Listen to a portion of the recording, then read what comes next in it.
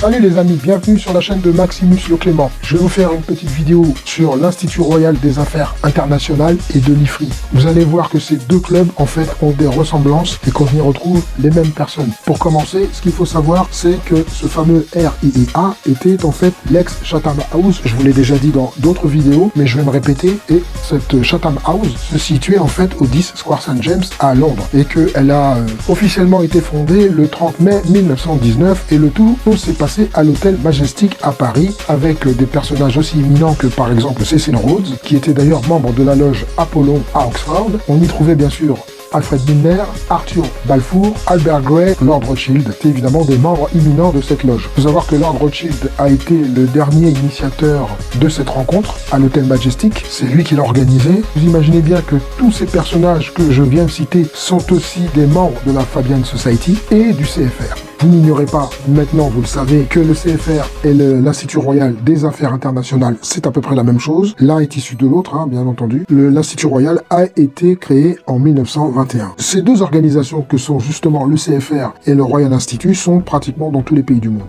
Enfin, tout ce qui pèse dans le jeu international. Là, en l'occurrence, à Paris, ça a été créé en 1935. À Varsovie, 1947. Moscou, 1958. Pékin, 1949. Tokyo, 1959. Et enfin, à La Haye, où la Société néerlandaise pour les affaires internationales, qui est l'équivalent du Royal Institute, qui lui justement s'est vu créer en 1945, et depuis de toutes les façons ça a changé puisque maintenant il s'appelle l'Institut Klingendal d'ailleurs, et puis à Bruxelles il existe aussi un Institut Royal des Relations Internationales depuis 1948. Ces organisations emblématiques en fait expriment la vision globaliste du CFR et sont là pour transmettre des messages pour faire avancer l'agenda du nouvel ordre mondial. On peut considérer que ces gens-là sont des propagandistes bien entendu de très très haut niveau et qu'ils représentent l'establishment anglo-américain profond. Je dis bien profond, qui n'est pas la même chose. Et évidemment, vous vous doutez aussi qu'ils sont des piliers de cette mondialisation. Le Royal Institute travaille en étroite collaboration avec le CFR et donne plus ou moins des instructions pour la politique étrangère de leurs gouvernements respectifs. Leur influence sur les événements mondiaux depuis le traité de Versailles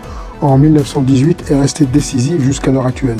Le fameux traité de Versailles qui s'est vu étrangler l'Allemagne et lui imposer un remboursement absolument effroyable de 133 milliards de marques or, ce que l'Allemagne ne pouvait bien entendu pas rembourser puisque c'était une manière de l'étrangler. On pourra faire une vidéo là-dessus parce que je pense que c'est assez intéressant de traiter de cette question-là aussi, qui est en lien aussi direct avec les événements que l'on vit aujourd'hui, et ce n'est pas rien. Au début des années 80, le Royal Institute comptait à peu près 33 directeurs qui dirigeaient à peu près 3000 membres. Les estimations indiquent qu'environ 15% des membres sont également des gens qui sont initiés en loge, évidemment, mais dans des loges britanniques. Alors, est-ce que ce chiffre est bon ou est-ce que ce chiffre est à revoir?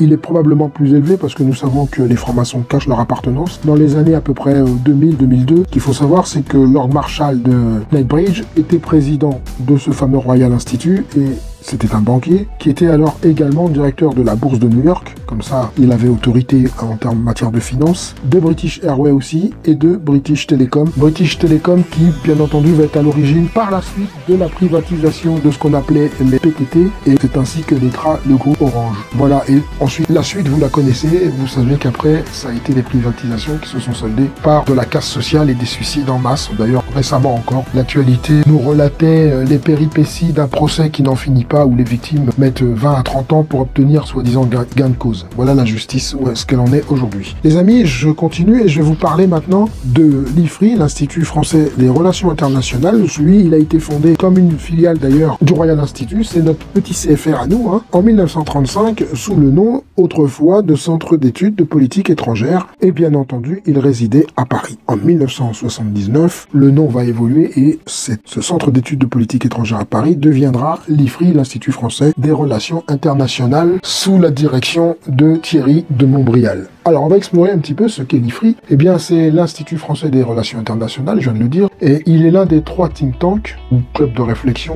les plus influents en France, avec le Club Le Siècle et la Fondation Concorde.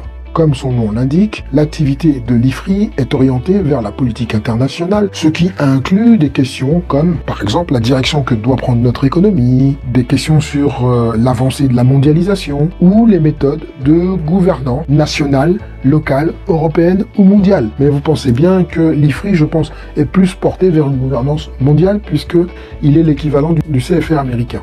Presque toute proportion gardée. Alors, l'IFRI rassemble des personnalités politiques de droite et de gauche, des patrons de grandes entreprises et quelques universitaires, en plus des adhésions et des membres, comme autrefois, Bertrand Collomb, qui était président de Lafarge et qui était membre du siècle du groupe Bilderberg et aussi de la commission trilatérale. L'IFRI est financé par des dons des plus grandes entreprises françaises et quelques entreprises européennes et américaines. Je vous ferai un petit diaporama pour vous présenter quelques entreprises. Je pense pas que je vais les mettre toutes parce qu'elles sont nombreuses. Je vais y mettre les plus représentatives, on va dire, mais on y retrouve pratiquement presque toutes les sociétés du CAC 40. Alors, j'ai parlé de son directeur général, monsieur Thierry de Montbrial. Thierry de Montbrial, il est polytechnicien à l'origine, il est diplômé de l'école des mines et il a même été professeur en économie à l'université de Berkeley en Californie. Donc c'est quelqu'un qui a un CV assez impressionnant quand même. Il était éditorialiste au journal Le Figaro, puis au Monde, mais surtout, ce qui nous intéresse ici, c'est de dire qu'il est membre du siècle, du groupe Bilderberg et de la commission trilatérale. On retrouvera bien entendu des personnages imminents comme Jean-Claude Trichet, président de la Banque Centrale Européenne autrefois, ancien gouverneur de la Banque de France, membre du siècle, membre du groupe Bilderberg et aussi de la commission trilatérale. On retrouve Louis Schweitzer, président directeur général de Renault, membre du siècle, du Forum de Davos et du groupe Bilderberg. Autrefois, ce groupe était composé de Jacques Friedman, qui est décédé aujourd'hui, et qui était l'ancien président du conseil de surveillance d'AXA, et qui lui aussi faisait partie du siècle, du groupe Bilderberg et de la commission trilatérale.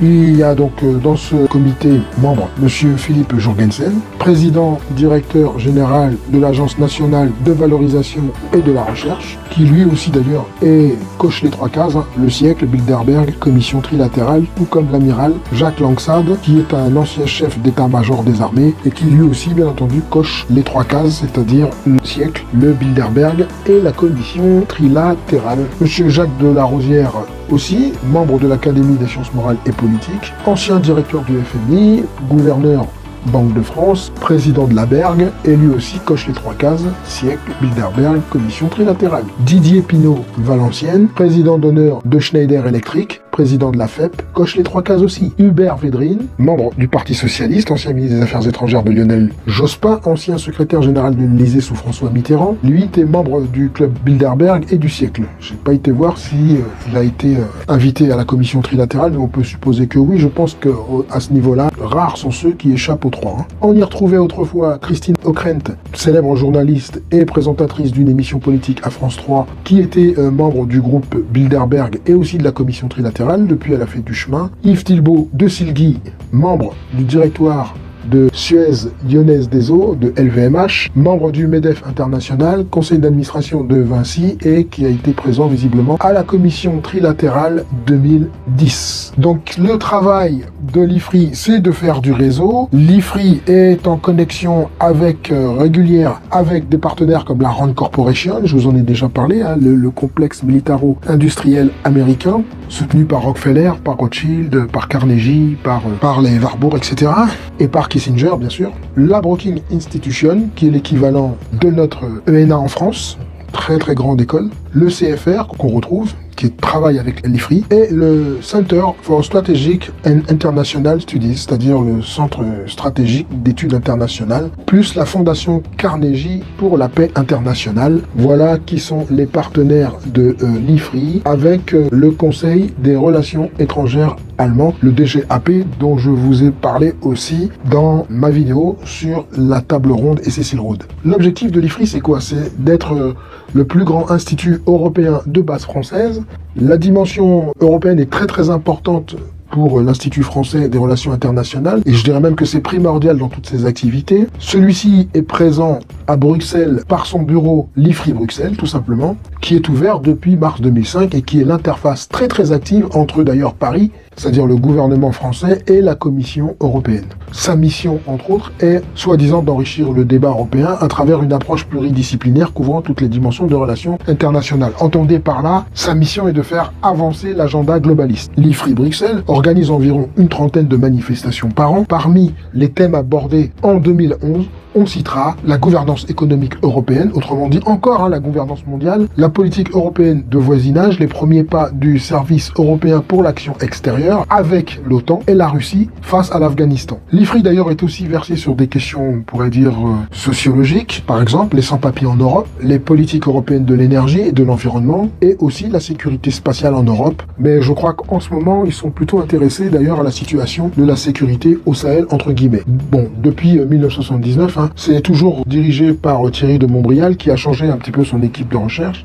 et qui se consacre principalement à l'analyse internationale. Mais bon, quand on est membre de la trilatérale, les analyses internationales, elles vont pas bien loin. Il suffit de se soumettre à la volonté du cartel bancaire et, en principe, les analyses, dès lors qu'elles ne les contrarient pas, elles sont validées. Chaque année, Thierry de Montbrial publie le RAMSES, le rapport annuel mondial sur le système économique et les stratégies à venir. Voilà, les amis, n'hésitez pas à revoir les vidéos que je fais, parce que souvent, il y a peut-être des choses qui nous échappent, et c'est pas inintéressant de faire un petit retour en arrière pour se rafraîchir la mémoire et pour mieux comprendre quelle est l'imbrication du gouvernement français actuel, vers quoi il veut nous emmener, quelles vont être les implications futures pour nous autres. Sur ce, les amis, je vous souhaite une bonne continuation, et je vous dis à bientôt pour une autre vidéo, et surtout, que Dieu vous garde.